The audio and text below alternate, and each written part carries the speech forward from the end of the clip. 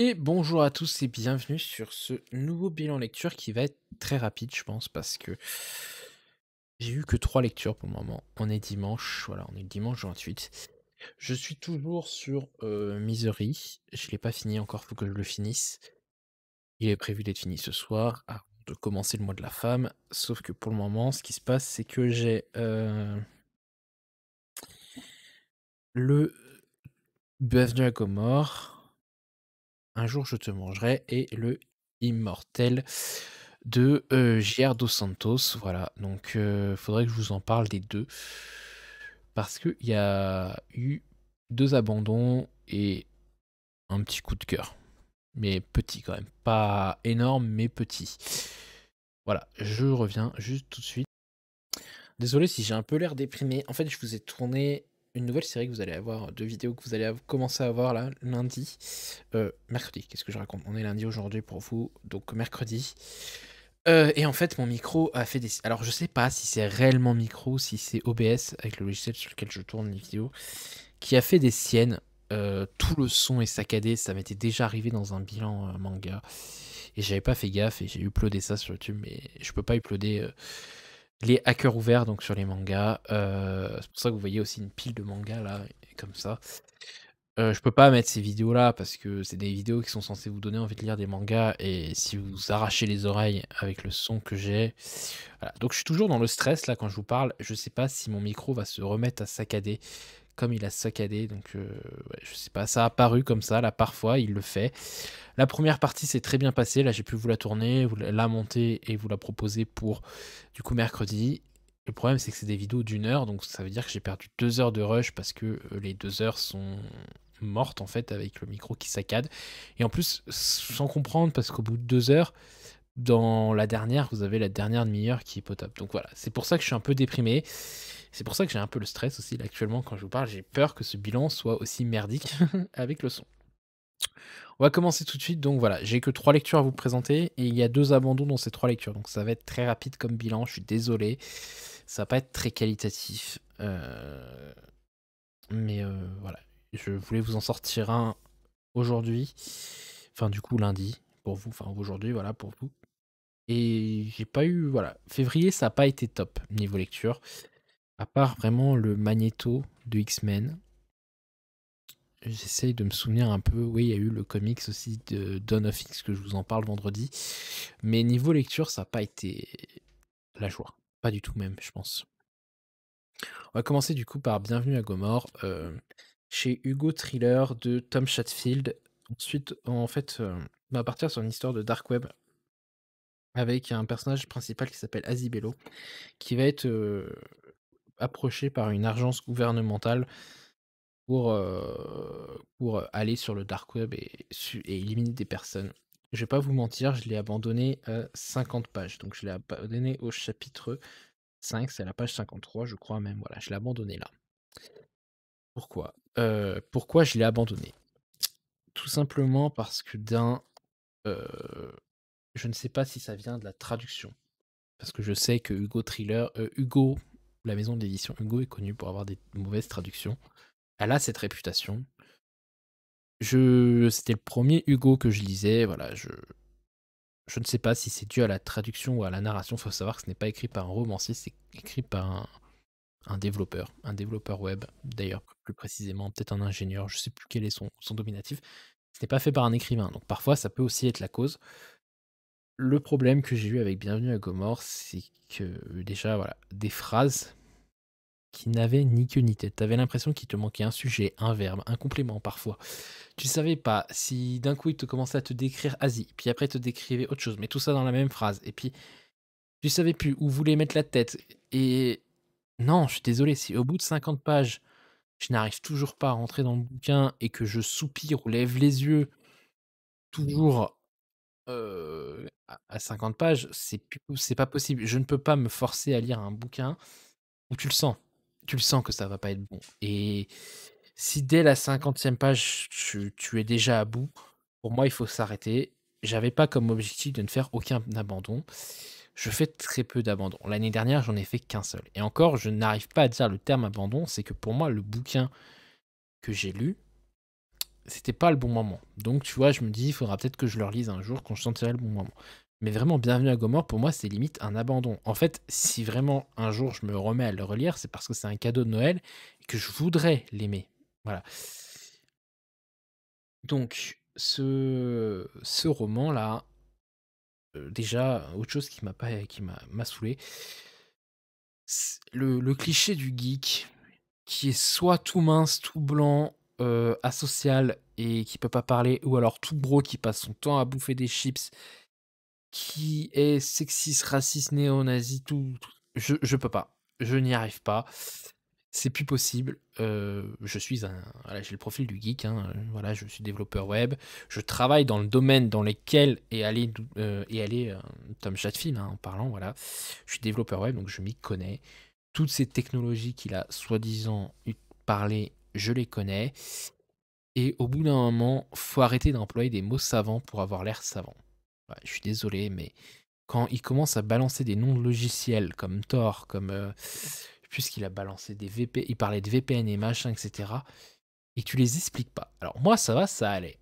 Ça, je comprends. Mais le problème, c'est que quand tu les expliques pas, je pars du principe de quelqu'un qui va lire ce roman sans connaître ce les termes, il va être complètement paumé. Mais alors, quand tu te mets à les expliquer, mais que tu les expliques mal, là, c'est un autre problème. Et le problème, c'est que parfois, c'est des notes de traducteur. Donc, ça veut dire que dans son bouquin, c'est pas expliqué, donc son bouquin n'est pas ouvert à tout public et que Hugo a fait en sorte que ce bouquin soit ouvert à tout public en mettant des notes de traducteur. Sauf que si le traducteur il a été cherché sur Wikipédia, il a pas forcément toutes les infos du logiciel. Donc on n'arrive pas à expliquer certains trucs et en plus tout le début du bouquin est centré sur Asie qui va évidemment aller sur le dark web, donc évidemment on va tomber sur des néo-nazis parce que évidemment, hein. Et il va les prendre au piège en se créant un faux profil, où il fait croire que lui aussi est néo-nazi et cetera pour ensuite les détrousser, enfin voilà. Le problème, c'est que si ces néo-nazis se sont trouvés sur le dark web, ils sont aussi intelligents que lui. Ils s'y connaissent autant. Tu ne vas pas sur le dark web comme tu vas aller chercher ton pain à la boulangerie. C'est voilà, c'est un endroit que moi j'y suis jamais allé parce que je ne veux pas y aller. Mais c'est pas un endroit où tu t'y rends en tapant dark web sur Google, hop, tu ouvres le site et c'est bon, c'est sur le dark web, quoi. Non, ça n'existe pas.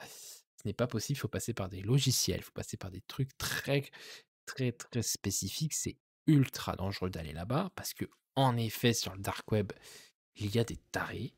Il y a des tarés, il y a des ventes d'images pédopornographiques, et cetera. Oui, il y a de la vente de drogue, il y a de la vente d'armes, il y a de tout. Là, je peux pas le nier, hein. C'est vrai que le dark web, c'est, bah, c'est la partie émergée de l'iceberg qui est internet. Clairement, je ne peux pas le nier.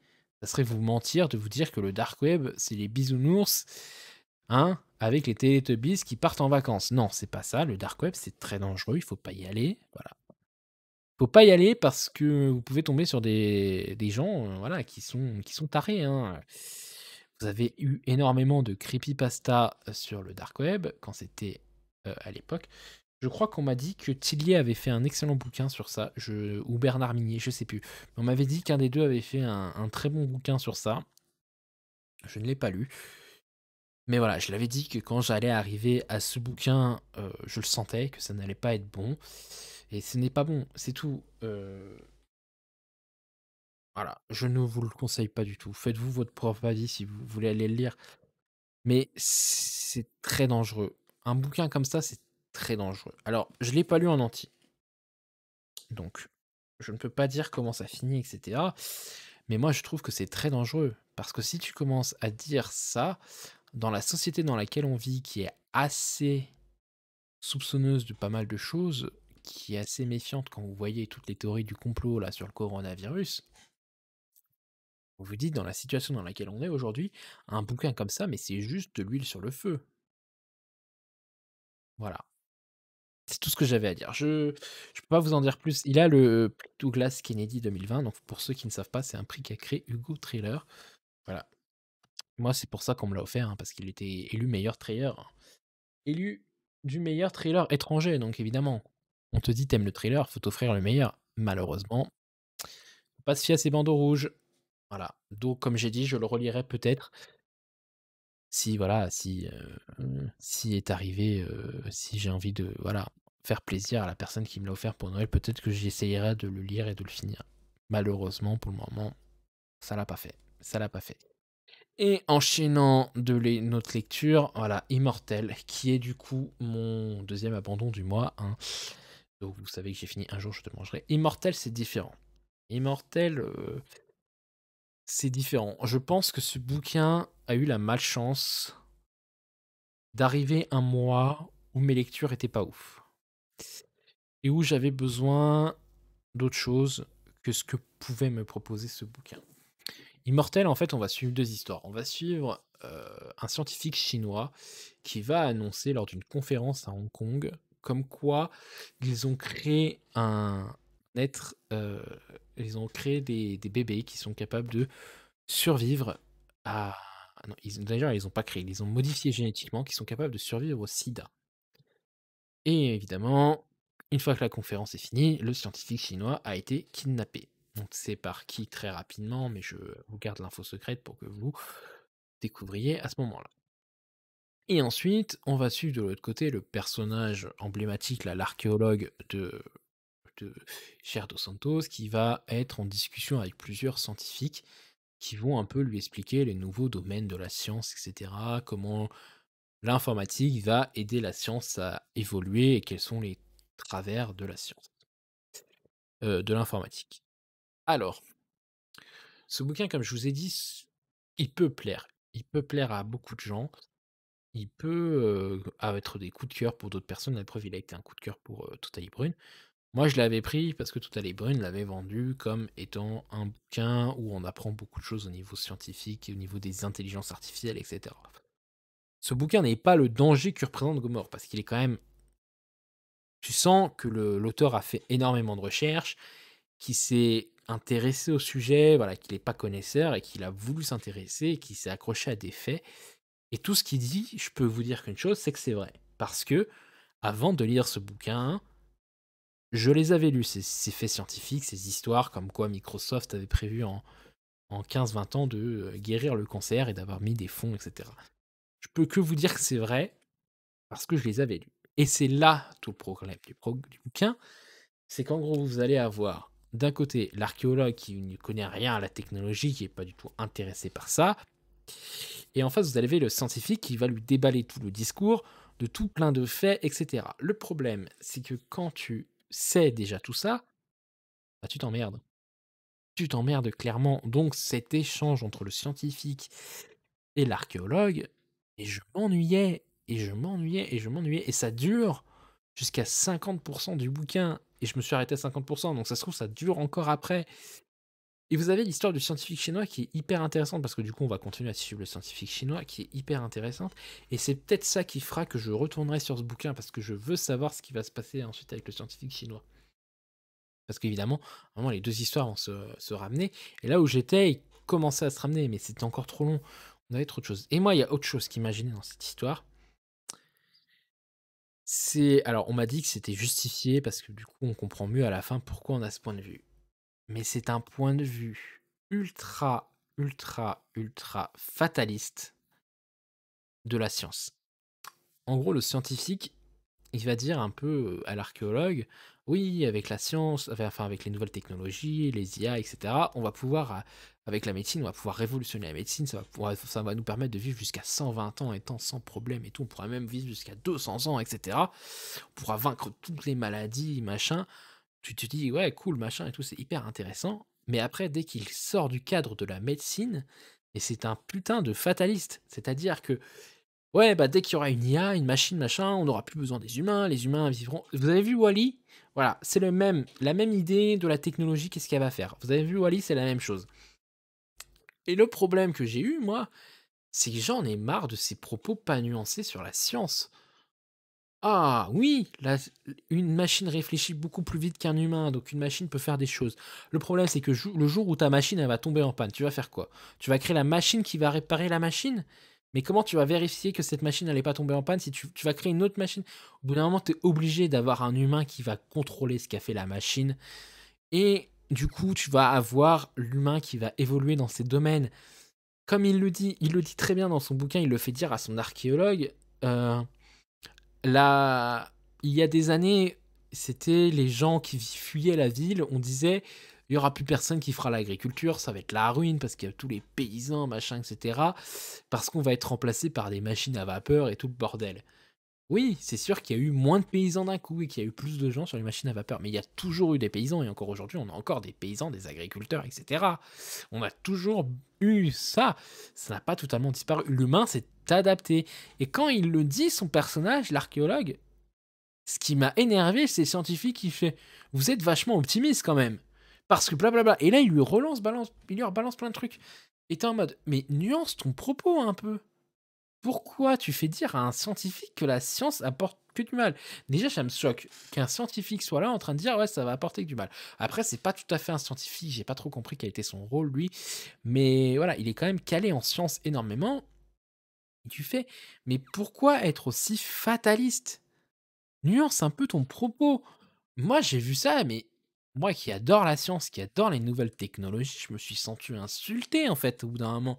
J'étais en train de me dire: «J'ai l'impression que tu es en train de dire que je suis là en train de piquer les travails des autres humains, de créer des machines qui vont piquer le travail, alors que moi j'ai l'impression d'aider des gens.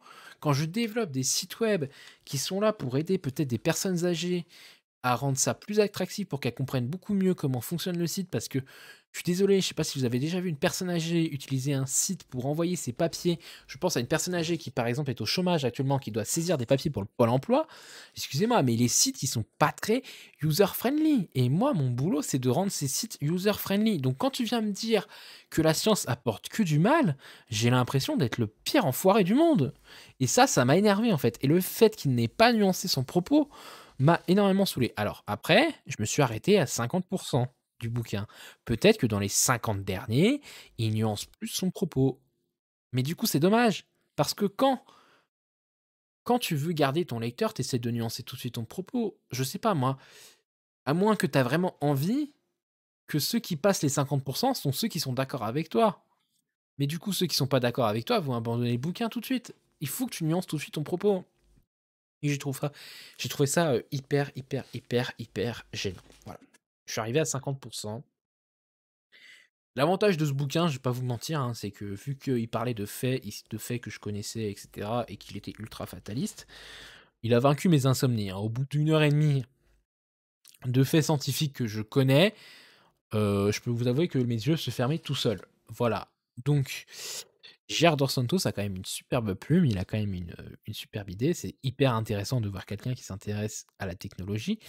Mais si c'est pour me faire comprendre que je suis un monstre, ça ne m'intéresse pas. Voilà. C'est un peu, voilà, je me suis senti un peu insulté, je l'avoue. Un peu mon orgueil qui a pris un coup.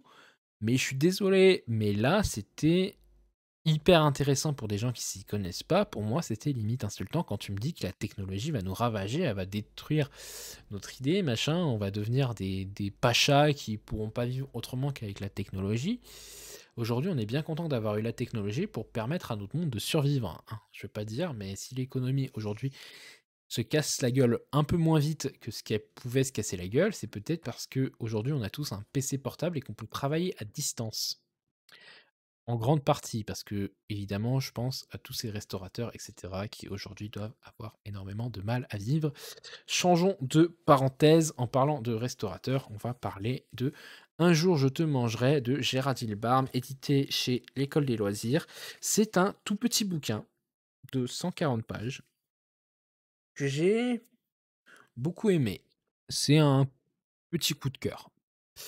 En gros, est-ce que, comme j'ai dit sur mon post Insta, est-ce que et si la nourriture était votre pire ennemi?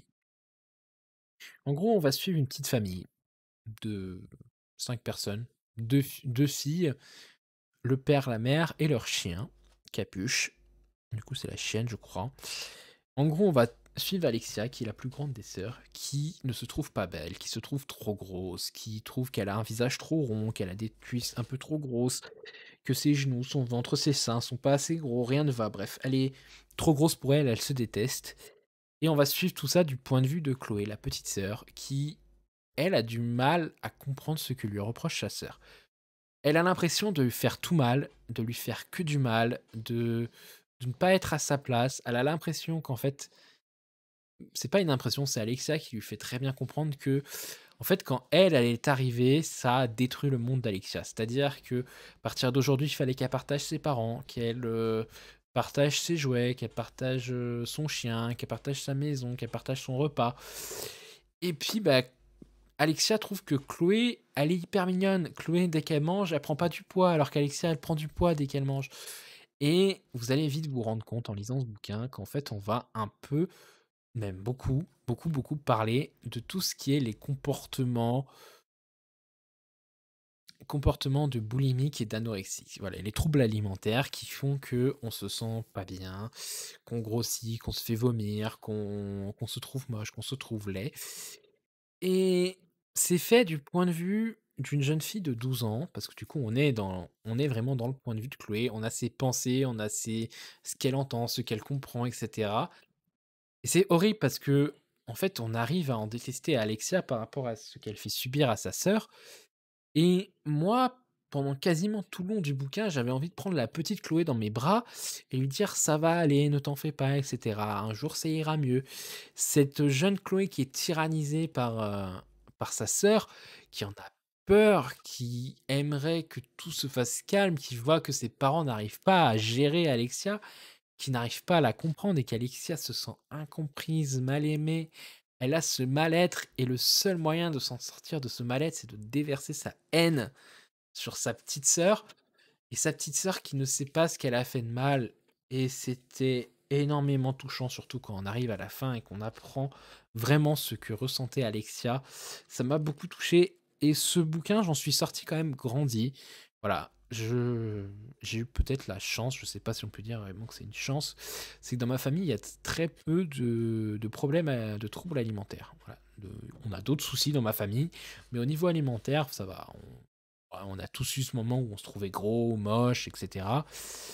Mais bon, ça y est encore. Mais voilà, on arrive à vivre avec sans complexer au niveau de la nourriture, sans se faire vomir, sans machin, etc. Et donc, j'ai jamais été confronté à ça. J'ai pu en parler avec une personne sur Instagram qui, du coup, m'a expliqué son expérience qu'elle a vécue. Je sais pas si j'ai le droit de citer ton nom, donc du coup, je le tais. Et un jour, je te mangerai est arrivé en complément pour, du coup, m'aider à mieux comprendre pas mal de choses. Et aujourd'hui, voilà, je dis pas que si je vois quelqu'un, je comprendrai tout de suite les choses, mais tu en sors grandi. C'est-à-dire que si quelqu'un demain vient te voir et te dit: «J'ai été boulimique», même si je pense que tous les cas de boulimie ne sont pas les mêmes, il doit y avoir des symptômes qui sont un peu identiques, et ben, j'arriverai mieux à la comprendre. Voilà, j'en sortirai grand je sors de ce bouquin grandi, en ayant appris quelque chose et comme quoi, en 140 pages, on peut apporter des messages et des émotions hyper importantes et c'est ce qu'a fait ce bouquin et ça m'a un peu réconcilié avec mon moi de février qui était un peu pourri, on va pas se le cacher. Ensuite, je voulais vous montrer d'autres choses, mais je les ai pas sur moi. Donc du coup, je suis toujours en train de lire Misery. Je prends un pied total sur lui, c'est juste que cette semaine, j'ai pas eu le temps de lire. C'était horrible cette semaine. Au boulot, c'était l'enfer, j'ai zéro eu le temps de lire et j'ai commencé, alors commencé parce que hier soir, Blanche avait décidé de m'emmerder. J'ai commencé le David Van Aquarium. Clairement, je l'aurais pas fini ce soir, hein, surtout si je lis Misery parce que j'en suis qu'à la moitié et je pense qu'il va me falloir bien toute la soirée pour finir Misery. Voilà, donc je suis en train de lire Misery et le David Van Aquarium. J'avance tranquillement, sachant que demain c'est le mois de la femme et que commence enfin du coup aujourd'hui pour vous, c'est le début du mois de la femme et que commence du coup, ma lecture commune avec Hippolard Noir Audrey qui est Envers et contre Tom de Bay et Thomas et David Van c'est Maman. Il est bien ce livre, je rigole. Si vous comprenez pas pourquoi du coup je dis maman, regardez le live de Il est bien ce livre de vendredi 26 février. parce que voilà, on a eu un fou rire par rapport à quelque chose et je vous laisserai deviner. Mais voilà, c'est, Il est bien ce livre qui a décidé de la prochaine lecture du coup que j'ai commencé, c'est qui est Aquarium. C'est assez court, hein, ça se finit en 236 pages. Donc je peux le finir rapidement aussi, mais je pense pas le finir ce soir si je finis Misery. Voilà, sur ce, c'est tout pour maintenant. Je vais, du coup, sûrement retourner à cœur ouvert la deuxième partie, parce que, la deuxième et la troisième partie sont mortes. Voilà, elles sont pourries. J'espère que ça va pas faire pareil. Faudra que je regarde. Voilà. Sur ce, à la prochaine. Si ce bilan lecture vous a plu, n'hésitez pas à le commenter, à mettre un pouce bleu, à vous abonner à la chaîne. Je vous remercie énormément. Voilà, on était 253 quand j'ai regardé la dernière fois. Je regarde pas tous les jours, hein, je vous avoue, mais je sais qu'on était 253 quand j'ai regardé la dernière fois. Merci beaucoup, bienvenue aux nouveaux et merci aux anciens de rester fidèles. Parce que clairement, si aujourd'hui il y a des nouveaux, c'est que les anciens sont toujours présents, commentent, partagent, participent à la chaîne. Voilà, ça me fait énormément plaisir que vous soyez là. C'est une motivation en soi, hein, ça motive, hein. C'est sûr que, s'il y avait pas de commentaires, qu'il y avait pas de nouveaux abonnés et cetera, c'est sûr que je serais moins motivé et que du coup vous aurez moins de vidéos. Là, je suis motivé, j'ai toujours envie de lire, j'adore faire des vidéos, j'adore échanger avec vous, que ça soit en commentaire ou sur Instagram comme vous voulez. Moi, je m'en fiche de la portée de la vidéo, qu'elle soit plus ou moins haute dans le référencement, je dois vous avouer. Si vous commentez, c'est très bien, si vous partagez, c'est très bien, si vous venez discuter sur Instagram, c'est très bien, si vous abonnez, c'est très bien. Voilà, j'espère que vous vous plairez les nouveaux, j'espère que vous vous plaisez toujours autant les anciens. Sur ce, à la prochaine. Bye tout le monde.